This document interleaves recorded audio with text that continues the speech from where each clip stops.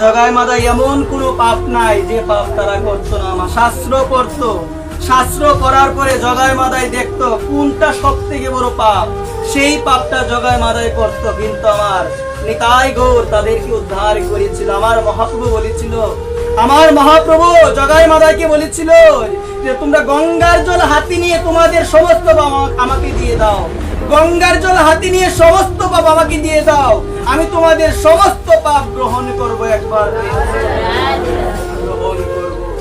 আমার নিতাই চাঁদ বলেছিল মাদাইকে, মাদাই, আমার নিতাই চাঁদ মাদাইকে বলেছিল যে মাদাই তোমাদের সমস্ত পাপ আমার ভগবান বলছে দিয়ে দেওয়ার জন্য, তোমার সমস্ত পাপ দিয়ে দাও, সমস্ত পাপ দিয়ে দাও। আমার পরম দয়াল নিতাই চাঁদ মাদাইকে দেখে দেখে বলছে, মাদাই এমন একটা সময় ছিল নবদ্বীপের মধ্যে কোনো বৈষ্ণব যদি তোমাদের দেখতো তোমরা এত বড় পাপী ছিলে, সে বৈষ্ণব গঙ্গাতে গিয়ে স্নান করতো, সে বৈষ্ণব গঙ্গাতে গিয়ে স্নান করতো। কিন্তু মাদাই শুনো, আমার মহাপ্রভু তোমাদের সমস্ত পাপ নিয়েছে, এখন কোন বৈষ্ণব আর স্নান করবে না, তারা তোমাদের দেখার পরে বলবে আমাদের আর কোনোদিন গঙ্গা স্নান করতে হবে না। একবার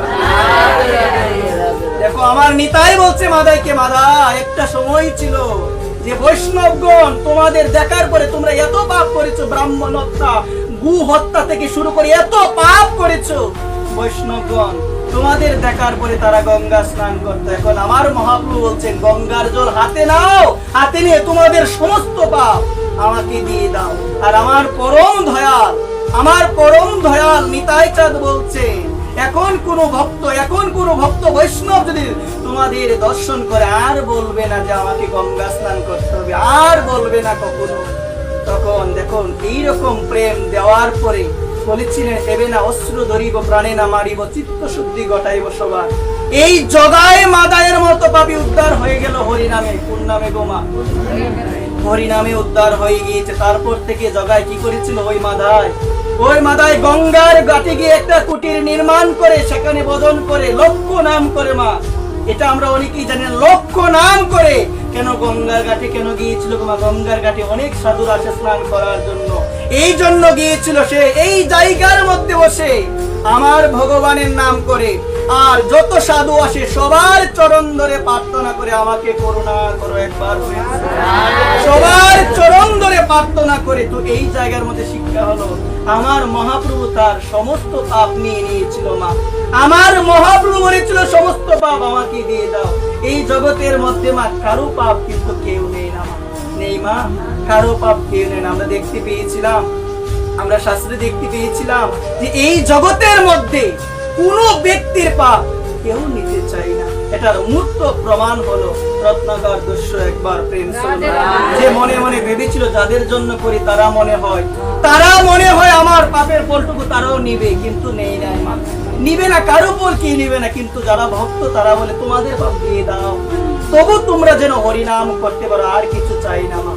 দেখো এইরকম কথা বলে আমরা দেখতে পেয়েছিলাম বাসুদেব দত্ত নামে আমার প্রভুর এক ভক্ত, তিনি বলেছিল প্রভু গো, প্রভুর কাছে প্রার্থনা করে বলতো, প্রভু পৃথিবীর সমস্ত মানুষের পাপ তুমি আমাকে দিয়ে দাও, তবু যেন তারা কৃষ্ণ প্রেম লাভ করতে পারে। ভক্ত কি চাই? দেখো সবাই যেন কৃষ্ণ বলতে পারে, সবাই যেন কৃষ্ণ বলতে পারে। আমার মহাপ্রভু কলিযুগে এসেছেন, ধারে ধারে গিয়েছেন, অন্ন ভিক্ষা করার জন্য নয় মা, অন্ন চাল ভিক্ষা করার জন্য না, বলছেন প্রত্যেকের ধারে গিয়েছেন, বলছে একবার বলো হরি, একবার বলো শুনো শুনো নিত্যানন্দ, শুনো হরিদাস, সর্বত্র আমার আজ্ঞা করো প্রকাশ, প্রতি ঘরে ঘরে গিয়া করো এই ভিক্ষা, একবার বলো হরে কৃষ্ণ, একবার বলো হরে কৃষ্ণ।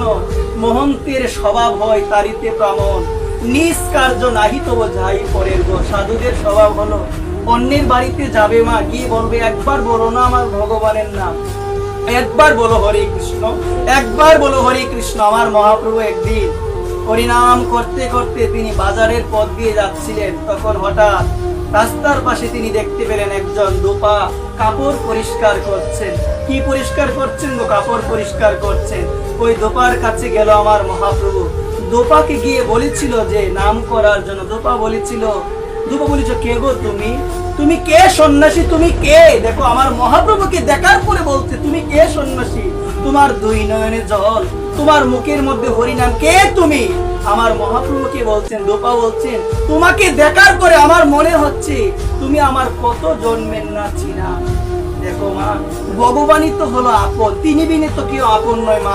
ওই দোপা বলছে তোমাকে দেখার পরে আমার কেন জানি মনে হচ্ছে তুমি হলে আমার জন্মে জন্মের আপন। তুমি কে সন্ন্যাসী? আমার মহাপ্রভু বলছে, একবার বলো হরি বল, একবার বলো হরি বল। সে বলছে, আমার তো মন চাচ্ছে তোমার সঙ্গে হরি বলে, কিন্তু আমার তো অনেক কাজ, আমার তো মন চাচ্ছে আমি তোমার সঙ্গে চলে যাই, আমার অনেক কাজ। এই যে আমি যদি এই কাপড়গুলো না কাচ্ছি, কাপড়গুলো যদি না পরিষ্কার করি, তাহলে আমার ছেলে মেয়ে রয়েছে তারা অভুক্ত থাকবে, আমাকে তো করতে হবে। তখন আমার মহাপ্রভু বলেছিল, হরি নামে বলছি এই কাপড়গুলো বাঁধা, আমি যদি পরিষ্কার করে দিই কাপড়গুলো, দেখো মা, ভক্তের কাপড় পরিষ্কার করে দিবে, ভক্তের কাজ করবে আমার ভগবান। তবু যেন বলে মা বদনে একবার, তবু যেন বদনে একবার বলে হরে কৃষ্ণ। বলছে আমি পরিষ্কার করে দিই, তবু তুমি বলো। কেমন দয়ালু কোন যুগে ছিল গো মা? কোন যুগে ছিল না, এই যুগে এসেছি আমরা। এই দয়ালু ভগবান, পরম দয়াল শ্রী নিতাই গৌর হরিকে পেয়েছি, কিন্তু আমরা চিনি না মা, আমরা চিনি না। দিন অন্তে একবারও বলি না, হ্যাঁ গৌর আমি তোমার হলাম। দিন অন্তে একবারও আমার নিতাইয়ের কথা মনে পড়ে না। দিন অন্তে আমি একবারও বলি না, হ্যাঁ নিতাই তুমি বিনে আমার বান্ধব আর কেউ নাই, তিনি বিনে বান্ধব কেউ নাই। বলছেন কি, জীবের ভয় নাই, ভয় নাই। ওমা কি বলছে, জীবের ভয় নাই। ওই দেখো এসেছে পরম দয়াল নিতাই গৌর হরি, ভয় নাই। যে ব্যক্তি নিতাইকে ডাকে তার তো জম্বই থাকে না মা। এখানে বলছে সর্বদা কি বলো, অধম পতিত জীবের ধারে ধারে গিয়া হরি নাম মহামন্ত্র দেন বিলায়া।